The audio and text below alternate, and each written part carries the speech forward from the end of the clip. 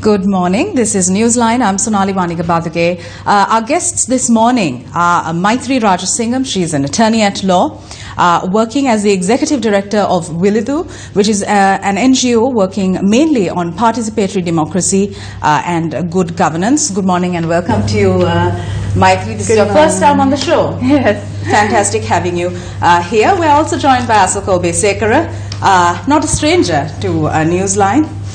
He's the Executive Director of TISL Transparency International. Good morning, Asoka. Good morning, Sonali. Asoka, we meet today primarily to discuss why it's important to recognize public sector officials. Can you tell us a bit about this new initiative that TISL is working on, titled Integrity Idol? Yeah, gladly, Sonali. Integrity Idol, its catchphrase is naming and faming. So what we want to do is we want to be involved in encouraging integrity within the public service, but not only in encouraging it, but also in recognizing it. I think one of the big issues that we face is that when we consume things through the print media, to the electronic media, there can sometimes be a sense that things are very negative, things are not working. But I think when you speak to people, you realize that whilst there may be certain misgivings about the public service, actually there are very positive stories there. And this is not necessarily a positive story about someone who is a national level figure. These are positive stories from the public service, from amongst the communities in which we are living and working. And this is a way in which the public can nominate any public servant that they feel has worked with integrity. They can give us a call on 0711 295 295 and request a nomination pack where they can give the details of the individual, explain why those people have worked with integrity, and they can nominate someone forward to be crowned the Integrity Idol. So I can maybe go into a little bit more detail. Shall I do that right now about the process? Yes. Yes, Asoka. I mean, I'd like to first pose a question to Maithri. Before that, Maithri, you've been actively involved in the participatory democracy process through your organization, Vilidu, and also good governance. How important is it to recognize good public sector employees in an initiative like Integrity Idol? You are involved in this initiative by joining in as a judge on the panel. How important is it? I think it's important and it's necessary. Firstly, mainly because it is essentially one of the main platforms through which we recognize and we can appreciate the work and the commitment shown by these members, the candidates who are going to be coming in as the finalists, and also to actually learn from these stories. You know, I think that's something that as the judges we're really excited about, to find out about these individual stories of these individuals who've created that difference. So, you know, it's not just for the public sector, you know, members to learn from these, you know, integrity idols, but rather for all of us to learn, you know, what is the way in which we can really commit ourselves in the work that we do, in any way in our lives or in our workplace, anywhere, how we can be. Asoka, something that we've seen in Sri Lanka is that there is a very negative attitude towards public sector in general. How do we go about making a paradigm shift in changing people's attitudes on the one hand, and how do you propose we change the public sector system so that this lackadaisical sort of you know, viewpoint is also changed? Well, that is not a quick fix, and I think what's important is that for those of us outside the public sector, I think also a little bit more effort needs to go into understanding how the public sector functions. I'm conscious of the fact that many people highlight issues within the public sector, their general lack of trust and other things, but then when you look at things like the Establishment Code and the way in which the Establishment Code provides so much detailed guidance on how public sector officials have to function, then you start understanding why certain behaviors that we see are the way in which, So it's ingrained in our system to an extent. Well, I mean, these are things which, some of these things are practices emanating from the Establishment Code. Sure. Other things are just sort of the way in which a culture of an institution also develops. But I think through something like the Integrity Idol, this is to really highlight key individuals within the public service, and they don't necessarily be prominent individuals who do their job well, going above and beyond their call of duty in meeting the public interest, serving the public interest, and being recognized. One important thing about the eligibility also to be nominated, not only are you a serving public sector official, and that public sector official is in the broadest sense, but it has to be someone who has had 5 years of experience within the public sector, but also someone who is at least 5 years from retirement. So the idea is that the people who are recognized are then still people who will be within the public service for at least another 5 years to be sort of examples to others. This is an initiative which is actually this Integrity Idol concept has already run in Nepal. It has happened in Pakistan, in Liberia, recently in Nigeria and in South Africa. So this is a case of I mean, these are not all countries which are fantastic sort of civil service bureaucracies, but this is about recognizing those who really shine within those bureaucracies. Yeah, if I could just add to what Asoka said, what you said about misconceptions that we have, or the idea that we have when we hear about the government service. And I think the Integrity Idol is an opportunity where we actually wake up and from your doorstep to your postman to the DS office, judges, doctors and so on, the various actors, we actually see them with a new lens.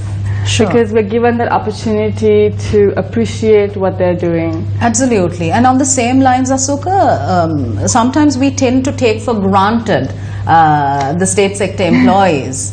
Right, so this is an effort to name and fame, as you said, as opposed to naming and shaming. So in Sri Lanka, we're also going through this period of bribery and corruption being highlighted among state sector employees. So this comes at a timely juncture where the good is also being recognized. Can you talk to us a bit about the nomination procedure? Yeah, so anyone who feels that they know, or they themselves may believe that they are deserving of. Yeah, okay. So they can call on 0711295295, or they could go to integrityidol.lk and they can download a pack.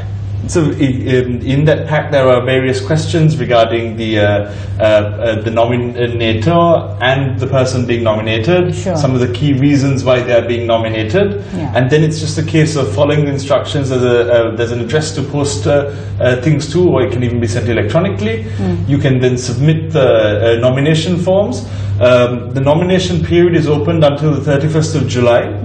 After the 31st of July, when nominations close, all those nominations will then be sort of filtered through, and there is a panel of judges, 5 judges, who will finally decide on the final 5 people who go through to the final of the Integrity Idol.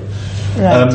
With those final 5, there will be short videos which are made, really highlighting the lives of those 5 individuals, and then that will be widely disseminated through Newsfirst as the media partner, amongst others. And there will be a final public vote via SMS for who should be the winner of the Integrity Idol. But I think the important thing is that all 5 of the final people who are put before for public nomination, for public voting, they will all be Integrity Idols. They will all be examples that will be used of integrity within the public service. So that is the procedure. Maybe I'll also just mention that Mr. Harold, the former Deputy Auditor General, is the chairman of the panel of judges. Mr. Lanit Tabanwella, who is the former National Integrity Award winner of TISL's from many years ago, retired additional Auditor General, is on the panel. Mr. Tusita Pitigala, the investigative journalist. Maitri, and Justice Amir Ismail, a retired Supreme Court judge.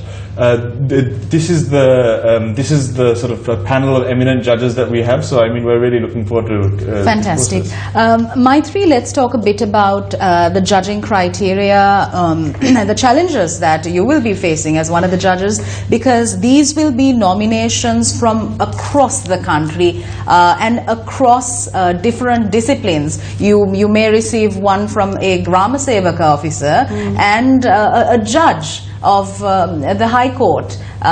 So, I mean, it could be like a varied sort of plethora of disciplines that you're looking at. So, what will be some of the main things that you will be looking at?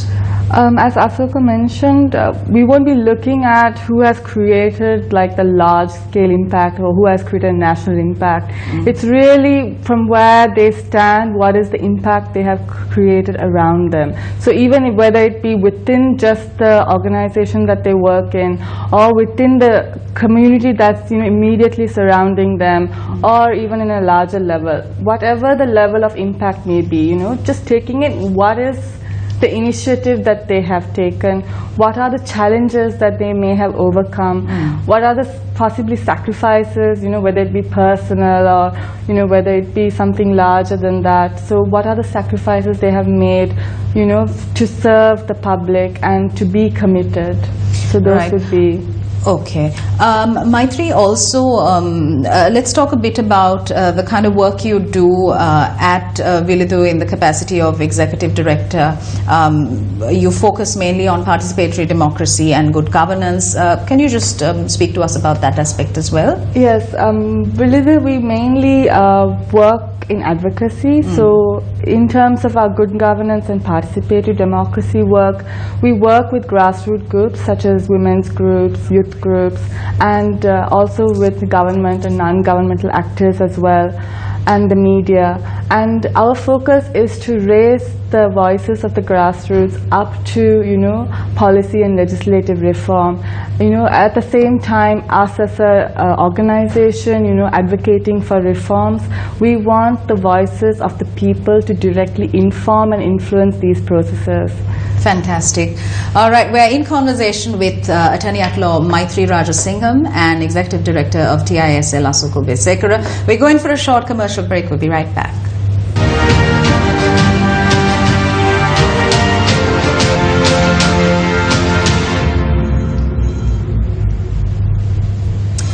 Good morning and welcome back. This is Newsline. We're discussing about Integrity Idol, which is a fantastic new initiative done by Transparency International Sri Lanka. Newsfirst is the proud electronic media partner for this initiative. Asuka, now something significant happened last week where the National Audit Bill was passed in Parliament. I mean, you and I have had so many conversations on this very show about how the prolonged delays were causing so much consternation. So this is one way in which we can sort of look for accountability in the public service. Let's talk a bit about that, Shani. Yeah, I mean, I think, as you highlighted, National Audit Bill has been on the President's 100-day program. So, I mean, this has sort of been in the pipeline for more than 3 years.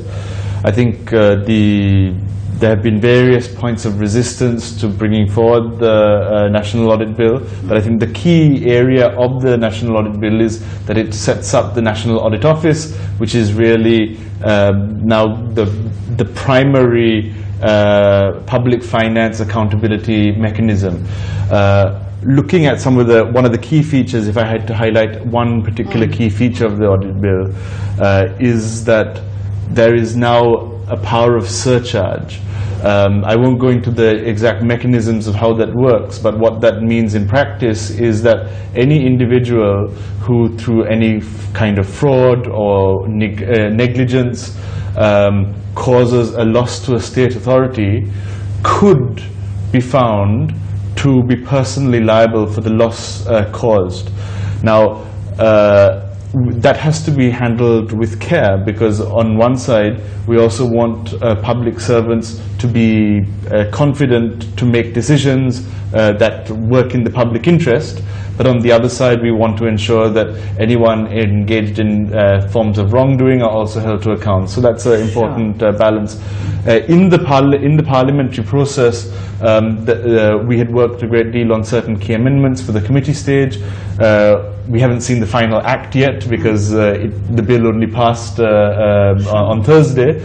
We are conscious of the fact that certain practical changes regarding how people have to give evidence and other things, those amendments were made to the bill. However, very important areas around the right to information and preserving the right to information in this area, unfortunately some of those changes were not made. So I think one of the concerns that we're going to have to address going forward is to keep ensuring that the right to information is protected through all future legislative processes. Okay. Maithili, I'd like to come to you. Let's talk a bit about the attitudinal shift in public sector employees. I mean, back in the day, we've heard about how, you know, even in marriage proposals, you ask for someone from the state service. It's not back in the day. Hopefully, I mean, it continues today as well. However, there is a bit of an attitudinal shift where the public sector is kind of being known for lackadaisical, slow, sort of bureaucratic attitudes, as opposed to the private sector, which is moving at the speed of lightning. So how do you reconcile the two, in your opinion? Especially, I'm asking you this question because you work actively with grassroots level organizations. You engage with state actors at grassroots levels as well. What's it like working in these situations, and how do you see this shift? The shift happens both ways. One is as the public officer, you know, understanding that it's simply not, you know, just your work is not limited to the paper in front of you, but something beyond that, you know, in serving the public.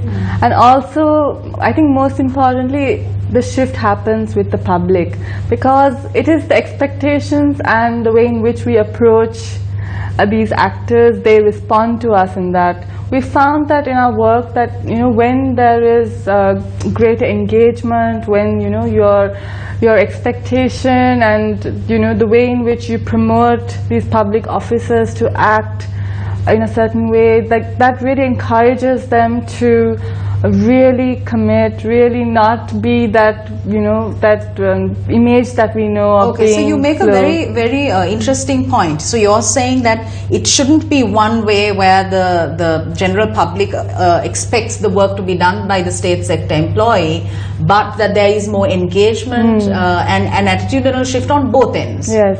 Okay. Because, I mean, it's a cultural practice as well, you know, like these images or prejudices didn't just come up. They're there for a reason, and we shouldn't be comfortable in continuing with those prejudices or those misconceptions. We have to really make the difference ourselves. Right. Okay, thank you very much. Asoka, let's talk a bit more about Integrity Idol itself. Around how many nominations have you received thus far? And just tell us a bit about some of the nominations that you have received. Yeah. What are the areas you've mainly received the nominations from? Yeah, so I mean, at the moment we have received more than 400 phone calls. Fantastic. With the actual, I think initially because of the postal strike and things, some of the nominations have taken a little bit of time to come through. Right. We have up till now received just over 55 fully completed nominations with all of the sort of supporting evidence. Right. I mean, the sort of the breadth of nominations. I mean, geographically, from all over the country, we've been receiving nominations from a postmaster to looking at people who have been working at trying to eliminate or reduce or just clear grade 1 sort of corruption in grade 1 entry into schools. So I mean, there is sort of a full diversity of sort of examples, but I think the one thing is that this is the first year in which this is running. So I think we're hoping that we'll at least have 100 nominations, if not a few more, which the judging panel will finally bring down to the final 5. So that's not going to be an easy task. I think the one thing is, and I think this is good. This is going to be a really good challenge for the judges in this, that to come down to the final 5.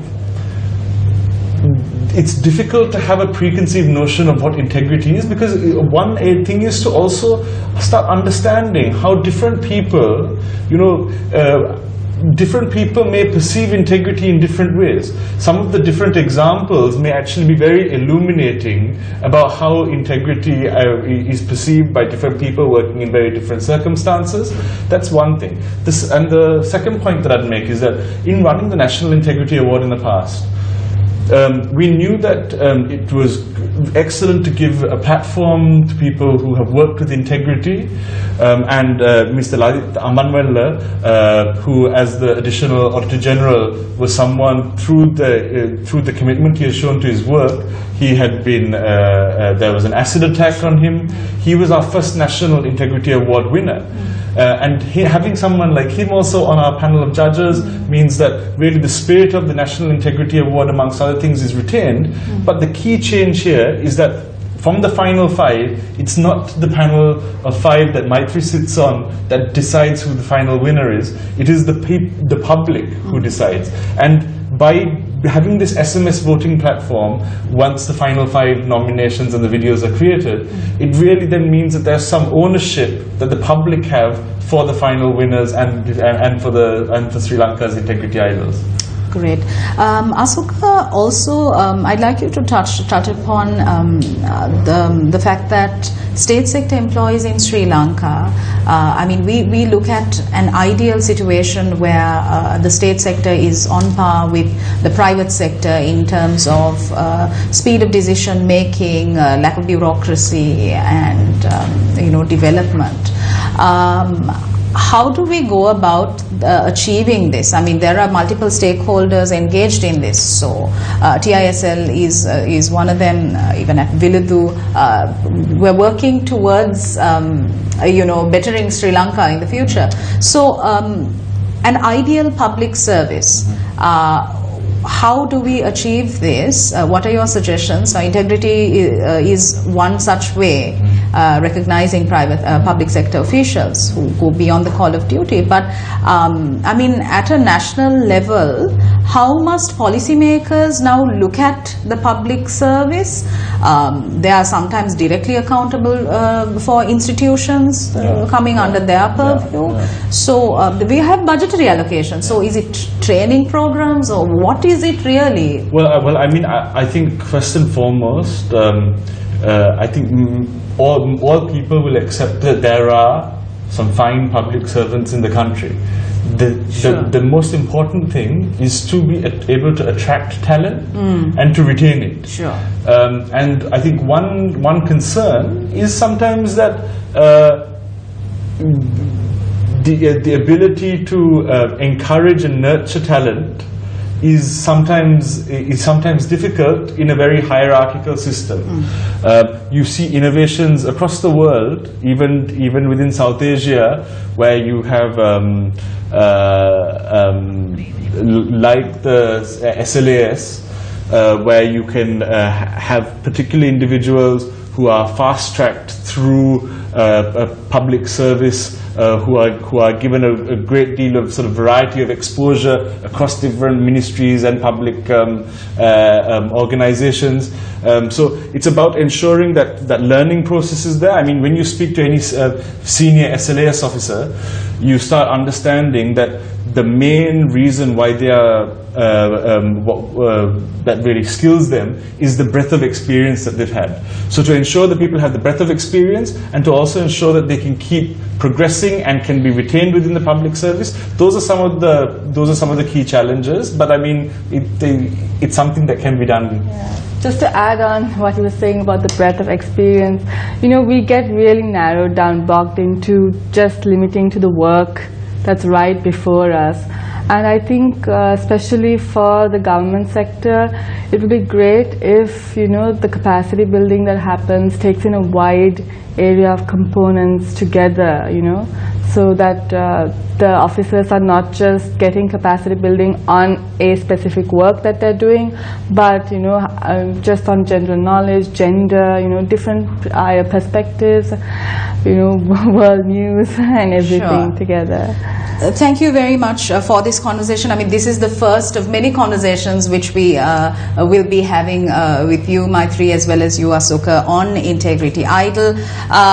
If you would like to nominate a public sector official who you think goes above and beyond the call of duty, you can do so.